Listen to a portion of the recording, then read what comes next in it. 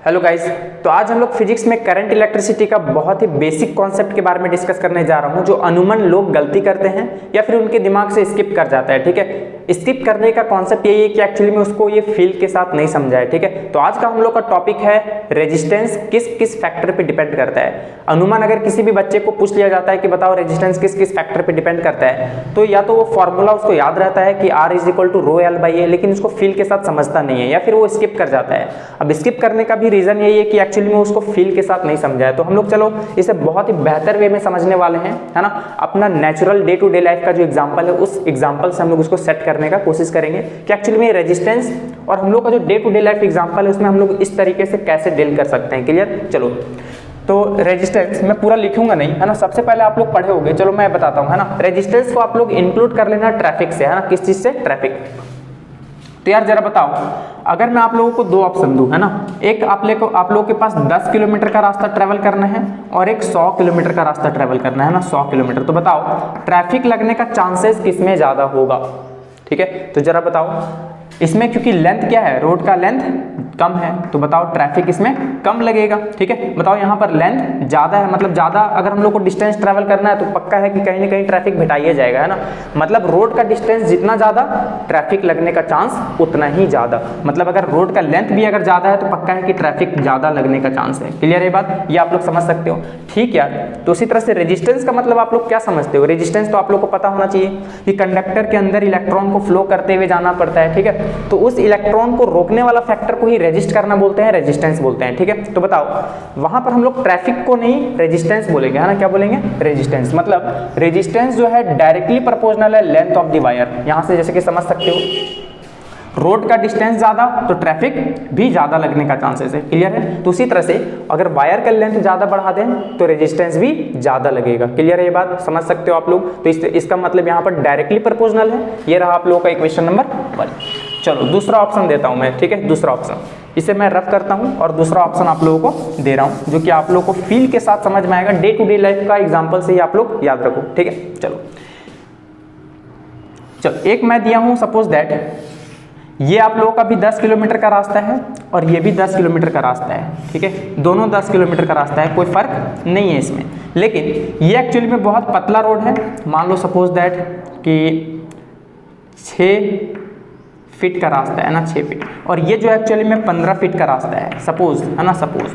तो बताओ यार किसमें ट्रैफिक लगने का चांसेस ज्यादा होगा? तो आप लोग यार एकदम मजेदार वे में बता पाओगे कि यार इसमें देखो बहुत पतला गली है, 3 बाइक वाला आएगा तो पक्का है कि फंस जाएगा वो, है ना। अगर मान लो 3 बाइक वाला आया तो पक्का फंस जाना है ना, क्योंकि एक्चुअली में रोड बहुत पतला है तो जाम लग जाएगा यहाँ पर। ठीक है, ट्रैफिक लग जाएगा। तो आप लोग बता सकते हो कि जिसका एरिया कम, ठीक है, तो ट्रैफिक लगने का चांसेस ज्यादा। यहाँ चौड़ा रोड है, फटाक से इधर इधर कट करके निकल लेगा वो, है ना। समझ सकते हो आप लोग। ठीक है, तो यहाँ पर क्या समझे कि अगर एरिया ज्यादा तो ट्रैफिक लगने का चांस कम। मतलब यार ये कैसा रिश्ता है जरा बताओ? एरिया ज्यादा तो ट्रैफिक कम, एरिया कम तो ट्रैफिक ज्यादा। मतलब ये इनवर्सली प्रोपोर्शनल है, ये आप लोग समझ सकते हो। तो ठीक उसी तरह से रेजिस्टेंस के बारे में अगर बात करूं, तो अगर वायर का एरिया ज्यादा होगा, ठीक है, तो समझ सकते हो कि एरिया ज्यादा होगा तो ट्रैफिक कम, मतलब रेजिस्टेंस कम। ठीक है, और अगर एरिया कम है वायर का, बहुत पतला वायर है, तो समझना उसमें ट्रैफिक ज्यादा, इट मींस रेजिस्टेंस ज्यादा होगा। मतलब कैसा है? इनवर्सली प्रोपोर्शनल है। तो रेजिस्टेंस जो है इनवर्सली प्रोपोर्शनल है एरिया का, तो इनवर्सली मतलब 1/a। ठीक है, तो ये रहा इक्वेशन नंबर 2। ठीक है, अब फ्रॉम 1 and 2 अगर दोनों से अगर मैं मर्ज कर दूं, फ्रॉम 1 and 2, तो जरा बताओ क्या बन जाएगा? ये R is directly proportional to L/a। अब जब प्रोपोर्शनल हटता है तो कांस्टेंट आता है फिजिक्स में, ये आप लोगों को पता होना चाहिए। ठीक है, तो कितना हो जाएगा? R is equal to rho L/a। यही आप लोगों का, इसी को बोला जाता है रेजिस्टिविटी। क्या बोला जाता है? रेजिस्टिविटी। अब ये रेजिस्टिविटी क्या होता है ना, कंडक्टर का ये प्रॉपर्टी होता है, ये, है ना। ये एक्चुअली में चेंज नहीं होता है, ये आप लोग समझ सकते हो। ठीक है, ये रेजिस्टिविटी है। ठीक है, रेजिस्टिविटी ये फिक्स होता है, हर एक कंडक्टर का अलग अलग होता है अपना। अब बताइए यार रेजिस्टिविटी को हम लोग नॉर्मल लाइफ में कैसे समझ सकते हैं? चलो अब मैं बताता हूँ, है ना। आप लोग बहुत ही फील के साथ समझ पाओगे, कोई दिक्कत नहीं आने वाला है। ये तो आप लोग को एकदम मजेदार वे में सिखा दूंगा। देखो क्या यार एक्चुअली में ट्रैफिक का लगना सिर्फ एरिया और डिस्टेंस पे डिपेंड करता है क्या? नहीं। अब मान लो सपोज दैट मैं आप लोगों को एक ऑप्शन देता हूँ, है ना, आप लोग चूज करना कि किस में जाना पसंद करोगे। अब मान लो आप लोगों को स्कूल जाना है, ठीक है, एक स्कूल का एक रास्ता है जो 10 किलोमीटर में आप लोग पहुँच जाओगे और एक रास्ता है जिसमें आप लोग 15 किलोमीटर में पहुँच जाओगे। ठीक है। मान लो आप लोग टोटो से जाते हो, ठीक है, एक 10 किलोमीटर का डिस्टेंस ट्रैवल करने पर आप लोग पहुंच जाओगे और एक 15 किलोमीटर का रास्ता डिस्टेंस ट्रैवल करोगे तो आप लोग पहुंच जाओगे। बताओ किस में जाना पसंद करोगे? आप लोग बोलोगे कि यार 10 किलोमीटर वाला में जाना है क्योंकि शॉर्टेस्ट रास्ता है, लेकिन शॉर्टेस्ट इज अ डेंजरस, है ना, पता है ना, बहुत खतरनाक हो सकता है वो। देखो यहाँ पर अब ये 10 किलोमीटर में अगर मैं एक कंडीशन अप्लाई कर दूं ना, इसमें बहुत बड़ा बड़ा गड्ढा है ना, बहुत बड़ा बड़ा बीच बीच में, ठीक है, रास्ता बहुत खराब है और इसमें एकदम मस्त फूल बिछा हुआ है, एकदम मतलब एकदम मखमल रास्ता है, एकदम पूरा मस्त प्लेन, ठीक है, समझ सकते हो आप लोग। तो बताओ आप किस में जाना पसंद करोगे? अगर इसमें गए किसी एक गड्ढा में नहीं फंसना है तो समझ लो 3 आदमी मिलकर टोटो वाला को उठा करके गड्ढा से निकालना, है ना, आधा घंटा का टाइम वेस्ट ऐसे ही होगा, है ना, मतलब इसमें टाइम टेकन ज़्यादा लगेगा, है ना, जाने में, क्लियर है। और इसमें आप लोग टाइम कम लगेगा, भले वो अलग की बात है डिस्टेंस ज़्यादा है, लेकिन आप लोग टाइम देखते हो ना, ज़्यादा टाइम को भी तो देखते हो कि एक्चुअली में कौन अच्छा रास्ता है कौन खराब रास्ता है, मतलब वो मटेरियल पे भी डिपेंड कर रहा है कि रोड कैसा है, ठीक है, उस चीज़ पे भी ये भी एक तरह का फैक्टर बन सकता है। तो मेटल का जो वायर बना हुआ है ना, एक्चुअली में वो वायर का जो प्रॉपर्टी है, रेजिस्टिविटी अगर मैं बात करूं तो एक्चुअली में वो मटेरियल का प्रॉपर्टी क्या है उस चीज़ पे भी डिपेंड करेगा वो, इट मीन्स रेजिस्टिविटी पे भी डिपेंड करता है ना। अगर किसी भी वायर का रेजिस्टिविटी ज़्यादा, मतलब रेजिस्टिविटी मतलब समझते तो रोकने वाला फैक्टर ज़्यादा, ठीक है, तो रेजिस्टेंस भी ज़्यादा हो जाएगा, ठीक है, मतलब ज़्यादा गड्ढा है तो रोकने वाला फैक्टर भी ज़्यादा हो जाएगा, ट्रैफिक ज़्यादा लग जाएगा यहाँ पर, क्लियर है बात। अब आप लोग यहाँ समझो एकदम मखमल रास्ता है, मतलब समझ लो रोड का कंडीशन बहुत अच्छा है, मतलब रेजिस्टिविटी इसका कम है, रोकने वाला फैक्टर कम है, आप लोग मस्त मखमल रास्ता में जा सकते हो तो पक्का है कि रेजिस्टेंस मतलब ट्रैफिक कम लगेगा। देख सकते हो रेजिस्टिविटी पे भी डिपेंड करेगा ये चीज़। लेकिन ये फॉर्मूला हो गया है ना, R is equal to rho L by A, ये आप लोग नॉर्मल लाइफ में समझ तो गए कि एक्चुअली में इसका मतलब क्या होता है। Length of the wire traffic से, रोड का डिस्टेंस से आप लोग मेजर कर लेना, है ना, एरिया रोड वाला से ही कंपेयर कर लेना। रेजिस्टिविटी प्रॉपर्टी होता है मटेरियल का, तो रोड का भी देखो प्रॉपर्टी है, कैसा प्रॉपर्टी है, अगर ज़्यादा गड्ढा है तो ट्रैफिक ज़्यादा, गड्ढा कम है तो ट्रैफिक कम, ठीक है, तो इस चीज़ से डायरेक्टली प्रोपोर्शनल है, ये आप लोग समझ सकते हो। लेकिन एक चीज़ और पे डिपेंड करता है, बोले क्या, चलो मैं बताता हूँ, टेम्परेचर पर, ठीक है। लेकिन टेम्परेचर को आप लोग ऐसे समझो, देखो मान लो सपोज दैट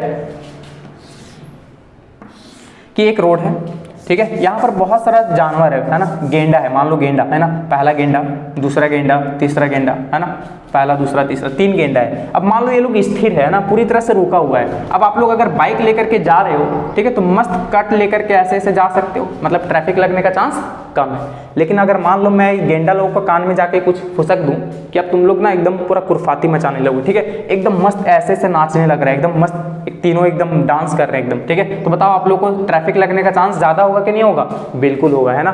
तो यहाँ पर जो है ना एक्चुअली में टेम्परेचर से क्या वास्ता है मेरा, समझो, जो भी एटम, जैसे मान लो ऐसे समझ लो, है ना, एग रोल बनाने वाला तवा तो देखो आप लोग, है ना, बहुत ही बड़ा तवा होता है वो, ठीक है, आप लोग देखो इस एग्जांपल से समझ जाओ, बहुत ही बेहतर वे में समझ में आएगा, ठीक है। एक बड़ा सा तवा है, अब इसमें कंडीशन क्या है कि बच्चा लोग मस्त खेल रहा है, एकदम ट्रैम्पोलिन टाइप, है ना, उछल कूद कर रहा है यहाँ पर, ठीक है, मस्त। अब बताओ मैं क्या किया ना, और ये इतना बड़ा है कि डायरेक्टली जो है जाना समझ लो 10 किलोमीटर तक ये तावा फैला हुआ है, जाना इम्पॉसिबल है। बीच बीच में ये लोग चल गया तीनों, है ना, कलवा ललुआ और लाली, बोले चलो खेलते हैं। अब मैं क्या किया, चुपके से बर्नर ऑन कर दिया, ठीक है। अब बताओ ये लोग उछलने लगेंगे क्योंकि बाहर तो जंप करना पॉसिबल नहीं है, बहुत लंबा डिस्टेंस है, तो ये लोग को अगर जान बचाना है तो ये लोग क्या पॉसिबिलिटी होगा, जरा बताओ, जरा सोचो, ठीक है। ये जंप करेगा और जैसे ही सरफेस पे आएगा वो चाहता है कि कम से कम टाइम बिताए, है ना, मतलब बहुत ही ज़्यादा ऐसे ऐसे फास्ट मूवमेंट होने लगेगा। कब? जब मैं टेम्परेचर बढ़ा दिया। तो ठीक उसी तरह से वायर के अंदर जब हीट हो जाता है ना, हीट, तो क्या होगा ना, उसका एटम जो है वाइब्रेट करने लगेगा बहुत ही फास्टली, है ना, ऐसे ऐसे वाइब्रेट करने लगेगा। तो बताओ इलेक्ट्रॉन को जाना बहुत ही मुश्किल होगा कि नहीं होगा, जैसे यहाँ पर आप लोग समझ सकते हो, ठीक है, कि अगर ये नॉर्मल अगर अपना रेस्ट पोजीशन पर थे तीनों गेंडा तो एक्चुअली में मस्त कट निकाल करके ले लेते थे, लेकिन इधर उधर मूव करने लगा है, तो बताओ ये पक्का रुक जाएगा आने वाला आदमी, है ना, मतलब ट्रैफिक लग जाएगा, पक्का है कि ट्रैफिक लगना ही लगना है, ठीक है, क्योंकि उसको आगे जाने से रोक रहा है ज़्यादा से ज़्यादा, ठीक है। तो समझ सकते हो कि अगर टेम्परेचर ज़्यादा तो रेजिस्टेंस भी ज़्यादा, ठीक है, टेम्परेचर अगर ज़्यादा हो जाएगा तो रेजिस्टेंस भी क्या हो जाएगा, ज़्यादा हो जाएगा। ये चीज़ आप लोग समझ सकते हो, रेजिस्टेंस ज़्यादा। तो देखो अगर मैं बात करूं अब कि किसी भी वायर में अगर इलेक्ट्रॉन को फ्लो करना है, अगर हम लोग चाहते हैं कि रेजिस्टेंस कम से कम हो, तो हम लोग वायर का लेंथ कोशिश करेंगे कि कम से कम ले, और एरिया क्या करें, ज़्यादा कि कम, ज़्यादा, है ना, ज़्यादा करेंगे तभी रेजिस्टेंस घटेगा, समझ सकते हो आप लोग, ठीक है। और हम लोग रेजिस्टिविटी कम वाला लेंगे, ठीक है, जैसे कॉपर वायर हो गया, गोल्ड सिल्वर और भी ज़्यादा होता है, लेकिन उतना महंगा तो हम लोग लगाएंगे नहीं, है ना, ये मटेरियल का प्रॉपर्टी होता है, वो मटेरियल पे डिपेंड करेगा। और तीसरा चौथा चीज़ टेम्परेचर पे भी डिपेंड करेगा। हम लोग कोशिश करेंगे कि एक्चुअली में उसका टेम्परेचर हीटिंग इफेक्ट ना हो ज़्यादा से ज़्यादा, ठीक है। तो अगर टेम्परेचर ज़्यादा होगा ना तो उसको ज़्यादा रेजिस्टेंस का भी सामना करना पड़ेगा। तो गाइस देखिए कितना बेहतर वे से हम लोग इस चीज़ को समझ चुके हैं। तो उम्मीद करता हूँ कि आप लोगों को बहुत ही बेहतरीन वे में समझ में आया होगा। तो गाइस आज के लिए इतना ही, थैंक यू।